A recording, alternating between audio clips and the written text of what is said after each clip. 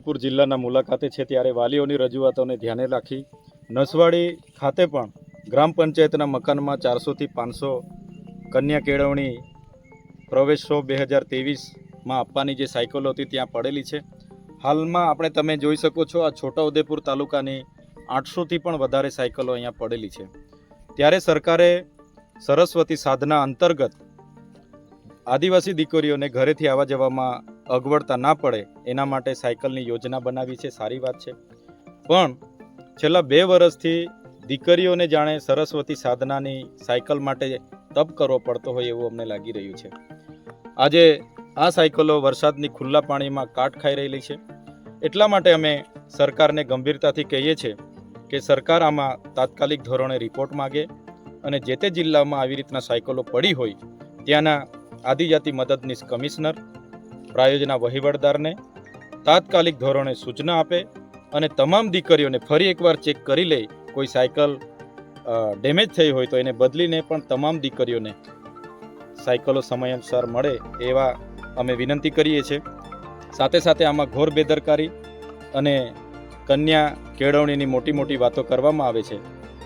બળેગા ઇન્ડિયાની વાતો કરવામાં આવે છે, બેટી બચાવો બેટી પઢાઓની વાતો કરવામાં આવે છે, ત્યારે દીકરીઓ સાથે કેમ અન્યાય કરવામાં આવે છે એ અમારો સવાલ છે। આદિવાસી વિસ્તારોમાં આટલું મોટું બજેટ હોવા છતાં અમારી દીકરીઓ સાથે આવી અન્યાય અધિકારીઓ અને સરકારના નેતાઓ કરશે તો આવનાર દિવસોમાં હું માનું છું એ બાબતની લડતને લઈને અમારે સરકાર સામે ઉતરવું પડશે। સાથે સાથે હમણાં જે એકલવ્ય મોડલમાં અમે ગયા અને એકલવ્ય મોડલમાં દરેક એકલવ્ય મોડલ જેટલી પણ આદિવાસી વિસ્તારોમાં છે દરેક એકલવ્ય મોડલમાં 15 જેટલો સ્ટાફ બીજા રાજ્યોની ભરતી કરીને અહીંયા મૂકવામાં આવ્યો છે। અમે ત્યાં તપાસ કરી તો એવું જાણવા મળ્યું છે આ તમામ સ્ટાફ એક જ કોલેજ અને એક જ યુનિવર્સિટીની ભરતી થઈ છે। તો અમે સરકારને કહેવા માગીએ છીએ ગુજરાતી મીડિયમ સ્કૂલ છે અને ગુજરાતી મીડિયમમાં સ્કૂલમાં ભણાવનાર શિક્ષકોને ગુજરાતી વાંચતા નથી આવડતું, ગુજરાતી બોલતા નથી આવડતું કે ગુજરાતી સાથે કોઈ લેવા દેવા જ નથી, તો ગુજરાતમાં શું માતૃભાષાના કોઈ ઉમેદવાર જ નથી મળ્યા સરકારને?